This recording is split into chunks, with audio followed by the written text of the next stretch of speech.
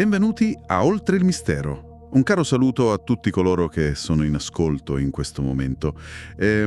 Oggi affrontiamo un'analisi che, guarda, ha dell'incredibile. Direi che è una di quelle vicende che scuotono le certezze, sì. Assolutamente. Sai, quando si analizza un evento inspiegabile, un avvistamento nei cieli, c'è quasi sempre una variabile enorme, ingombrante, che domina tutta la scena. Il fattore umano. Esatto, il fattore umano. C'è sempre di mezzo l'emozione. Magari c'è il testimone che vive un'esperienza travolgente, oppure una persona suggestionabile, o semplicemente un passante che con le mani che tremano scatta una fotografia confusa sperando di aver immortalato qualcosa di straordinario. E questo inevitabilmente genera un margine di dubbio enorme. Si crea una narrazione che deve essere sempre e comunque interpretata, filtrata. Chiaro. L'analisi odierna, invece, segue una traiettoria completamente opposta. Si concentra su uno dei casi ufologici considerati tra i più inattaccabili e sconcertanti a livello globale. È stato documentato fotograficamente in Costa Rica nel 1971. E la particolarità fondamentale, la cosa che cambia tutto, è proprio l'assoluta eliminazione dell'essere umano dall'equazione. Nessun testimonio oculare. Nessuno, nessuna percezione alterata, nessuno stress emotivo, solo un occhio meccanico progettato esclusivamente per registrare dati nudi e crudi. Che poi è un dettaglio cruciale. Lo è. Rende questo evento un pilastro assoluto per gli studiosi del fenomeno. Manca totalmente la narrazione umana dietro l'istante in cui questa immagine è stata impressa sulla pellicola. Non stiamo parlando di una fotocamera amatoriale portata in vacanza. No, parliamo di strumentazione tecnica ad altissima risoluzione. Esattamente, installata su una piattaforma aerea governativa. Questa macchina ha operato in modo del tutto automatico durante una missione ufficiale di mappatura topografica. La totale assenza di un fattore emotivo trasforma quella fotografia in un puro dato geometrico e ottico. Privo di tutte quelle sovrastrutture psicologiche che complicano l'analisi. Un'analogia utile per chi ci ascolta potrebbe essere questa. Immaginiamo di avere una telecamera a circuito chiuso di qualità eccezionale, una macchina infallibile progettata solo per monitorare un ambiente sterile. Rende perfettamente l'idea. La si lascia attiva nel cuore della notte, in un edificio deserto, dove nessuno sta cercando nulla di strano. Il mattino seguente, esaminando i nastri di routine, si scopre l'impossibile. Un approccio del genere rimuove alla radice il problema del testimone in cerca di attenzioni, oppure ingannato dai propri sensi. Vero? Ma per inquadrare con precisione il contesto operativo, dobbiamo tornare al 4 settembre del 1971. Un aereo si trovava in volo a 3.000 metri di quota sopra una fitta foresta. Un'altitudine del tutto standard per una missione cartografica di alto livello. Questo velivolo bimotore operava in collaborazione tra il governo costarico e una società americana. Stava sorvolando un bacino idrico naturale noto come Lago Kote. E lo scopo della missione era strettamente legato allo sviluppo infrastrutturale del paese, se non sbaglio? Sì, nello specifico a un progetto idroelettrico nazionale. Per progettare una diga e valutare l'impatto sul bacino idrografico, gli ingegneri necessitavano di una mappa topografica di precisione assoluta. E per ottenerla, l'aereo era equipaggiato con una fotocamera cartografica verticale di calibro industriale. Montata direttamente nel pavimento della fusoliera. Esatto, in un alloggiamento speciale, puntata in modo fisso verso il suolo. E la complessità di questa strumentazione è un punto fondamentale dell'intera vicenda. Non è la tipica macchina fotografica. Basandoci sui dettagli tecnici di quelle missioni, pesavano decine di chili, erano alimentate elettricamente e isolate meccanicamente. Isolate dalle vibrazioni dell'aereo, sì, per garantire una nitidezza perfetta. L'intero meccanismo di scatto era gestito da un intervallometro. Cioè è un dispositivo automatico. Praticamente ordinava all'otturatore di aprirsi a intervalli di tempo regolari e preimpostati, ad esempio ogni 20 secondi. Questo garantiva che ogni fotogramma si sovrapponesse parzialmente a quello precedente. Così poi gli analisti a terra potevano osservare il terreno in stereoscopia. Ovvero in 3 dimensioni, per misurare i rilievi. Il processo era del tutto automatizzato proprio per eliminare qualsiasi imprecisione umana. L'equipaggio, composto dal pilota e dal tecnico degli strumenti, aveva un solo compito: mantenere l'aereo dritto. Mantenere il velivolo su una traiettoria a griglia perfetta, con altitudine e velocità costanti.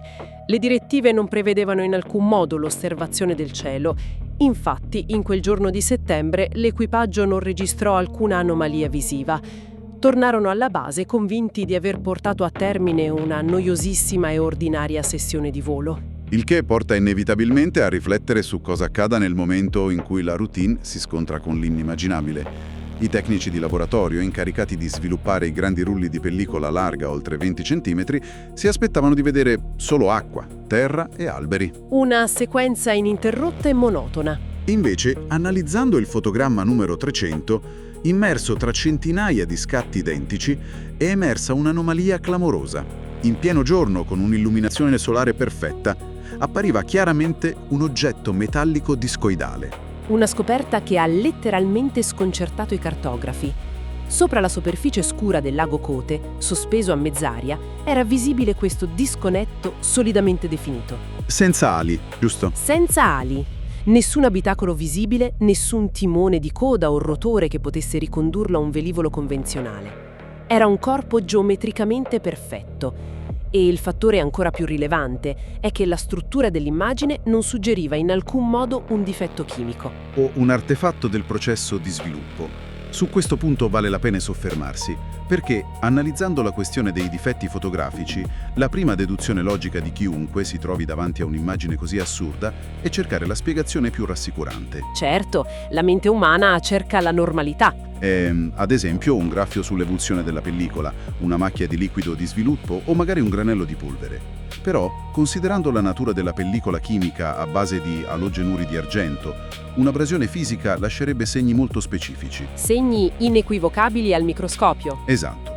Un graffio asporta letteralmente la gelatina sensibile, il che significa che, mettendo il negativo su un tavolo luminoso, si vedrebbe una linea trasparente o dei bordi frastagliati. L'oggetto sul lago Kote, invece, ha una vera e propria densità fotografica. È un'analisi ottica ineccepibile. I ricercatori che hanno analizzato i negativi originali, usando strumenti ottici di ingrandimento professionale, hanno escluso categoricamente l'ipotesi del graffio o dell'impurità. Proprio per l'assenza di quei segni di danneggiamento. Sì, ma anche perché questa forma possedeva una coerenza tridimensionale assoluta.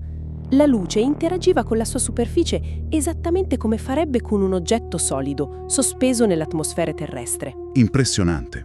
C'era un riflesso luminoso sulla parte superiore, perfettamente coerente con la posizione del Sole a quell'ora del giorno, e un'ombreggiatura proporzionata nella zona inferiore, meno esposta alla luce. I contorni erano taglienti, la pellicola non era danneggiata, aveva semplicemente registrato la luce riflessa da un corpo volumetrico reale. Ok.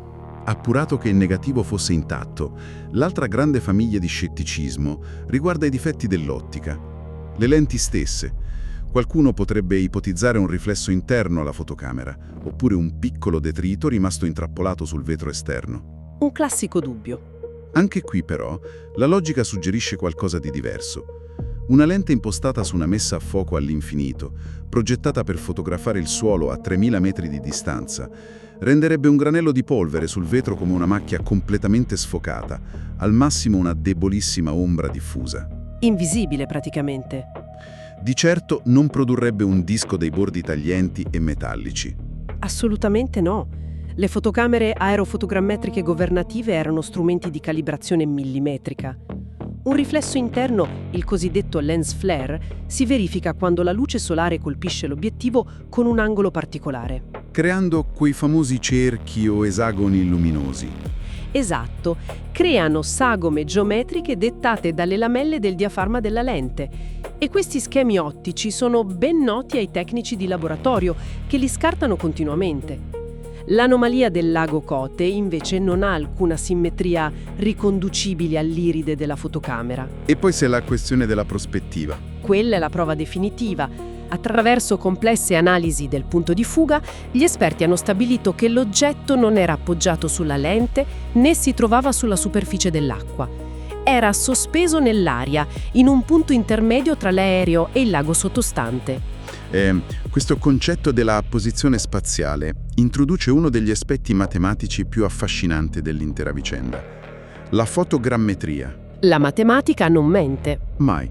La geometria di questo scatto permette di calcolare proporzioni esatte. Conoscendo l'altitudine precisa a cui volava l'aereo, ovvero 3000 metri, E conoscendo la lunghezza focale della lente che veniva impressa sistematicamente sui bordi del negativo insieme ai dati altimetrici, è possibile stabilire una scala inconfutabile. È un'operazione quasi banale per un cartografo. Si divide la lunghezza focale per l'altezza del volo e si ottiene il rapporto di scala della fotografia. Applicando queste equazioni all'oggetto sospeso, i risultati sono letteralmente sbalorditivi. Dico bene. I calcoli trasformano il caso da curioso a colossale. Convertendo la misura dell'anomalia sul negativo nella realtà fisica, gli analisti hanno concluso che non si trattava di un piccolo drone sperimentale, né di un pallone meteorologico. Il diametro di quel disco scuro sospeso a mezz'aria è stato stimato in decine di metri, forse oltre 40 metri di diametro. 40 metri. Parliamo di proporzioni mastodontiche. Un oggetto grande quanto un edificio di svariati piani, che si libra senza emettere fumo, senza ali, senza rotori visibili e che viene immortalato nel silenzio più assoluto. Sfida letteralmente ogni comprensione dell'ingegneria aerospaziale pubblica di quel decennio. Un disco di 40 metri, fermo nel vuoto. Un'immagine che diventa ancora più inquietante se si considera la scenografia naturale in cui è inserita. Il lago Kote è un bacino vulcanico, immerso in una foresta pluviale incontaminata. Un luogo isolato e silenzioso. L'acqua profonda e scura di questo cratere ha spinto molti ricercatori a sollevare un'ipotesi molto particolare. Considerando l'altitudine dell'oggetto, apparentemente a bassa quota rispetto alla superficie, in molti ritengono che potesse essere appena emerso dal lago, o che si stesse preparando a immergersi. Il che ci porta a una questione enorme. Quella degli oggetti sommersi non identificati, immagino. Esattamente. Rappresenta una delle branche più enigmatiche nello studio di queste anomalie. La logica dietro l'ipotesi acquatica è molto pragmatica. Se si possiede una tecnologia in grado di operare senza propulsione chimica tradizionale, l'acqua fornisce la copertura operativa definitiva. Il nascondiglio perfetto. L'ambiente sottomarino è denso. Le onde elettromagnetiche, come i radar e persino la luce visibile, vengono attenuate e disperse a pochissimi metri di profondità. Gli oceani e i grandi laghi offrono un rifugio inesplorabile per i nostri strumenti. Certo, anche se la fotografia del Costa Rica è statica, quindi non mostra increspature evidenti dell'acqua o scie di emersione. Vero, ma l'associazione con un ambiente acquatico profondo è un elemento ricorrente nella casistica internazionale. È una correlazione affascinante. Tuttavia, l'aspetto che rende l'immagine del lago Kote così destabilizzante è proprio la sua natura di frammento isolato. Un frammento di tempo puro. Un tempo congelato per una frazione di secondo. La fotocamera ha scattato, l'otturatore si è chiuso. 20 secondi dopo, al momento dello scatto successivo, l'oggetto era completamente sparito. Nessuna traccia. Non esiste una traiettoria di arrivo, non c'è una via di fuga documentata. È come assistere a un'opera teatrale in cui il sipario si apre per un millesimo di secondo, rivelando una creatura impossibile sul palco, per poi richiudersi in un batter d'occhio, lasciando l'osservatore con 1000 interrogativi. Questo isolamento temporale, guarda, è la definizione perfetta di evidenza non intenzionale. L'informazione giunge priva di un prologo e di un epilogo. L'immagine non è stata creata per dimostrare un teorema o per persuadere qualcuno. Esiste e basta. Fissata su un supporto chimico, sfidando silenziosamente la fisica convenzionale. Il fatto che sia emersa da un progetto tecnico governativo dove nessuno aveva il minimo interesse a creare uno scalpore mediatico o un falso documentale le conferisce un livello di autorevolezza indiscutibile. Analizzando proprio l'ipotesi della falsificazione, bisogna calarsi nella realtà tecnologica di quegli anni. Al giorno d'oggi, la manipolazione digitale ha praticamente distrutto il concetto di prova visiva. Oggi non possiamo fidarci così di nulla. Con un software di fotoritocco o tramite l'intelligenza artificiale si generano scenari iperrealistici in pochi minuti. Ma nel 1971 l'alterazione di un negativo cartografico professionale, destinato a misurazioni critiche per lo Stato, rappresentava un ostacolo insormontabile. Un falso richiedeva una padronanza inimmaginabile. Sarebbe stata un'operazione titanica, complessa e onestamente priva di giustificazione razionale. Perché dici questo? Perché creare un falso perfetto su quel tipo di pellicola avrebbe richiesto la costruzione di un modello fisico dettagliato, illuminato in studio con una luce che replicasse perfettamente l'inclinazione e la temperatura cromatica del sole di quel giorno in Costa Rica. Un lavoro da effetti speciali di Hollywood. Anche peggio.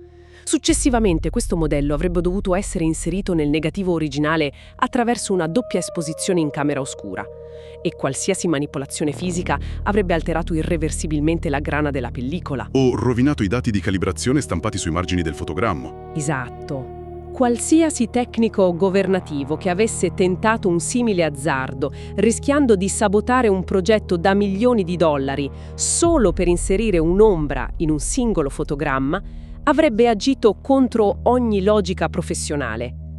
E di autoconservazione, direi. È proprio l'assenza di un movente a rendere l'evento così impattante. Non c'è alcun alone mistico, non c'è un individuo che cerca di fondare un movimento filosofico su questa foto.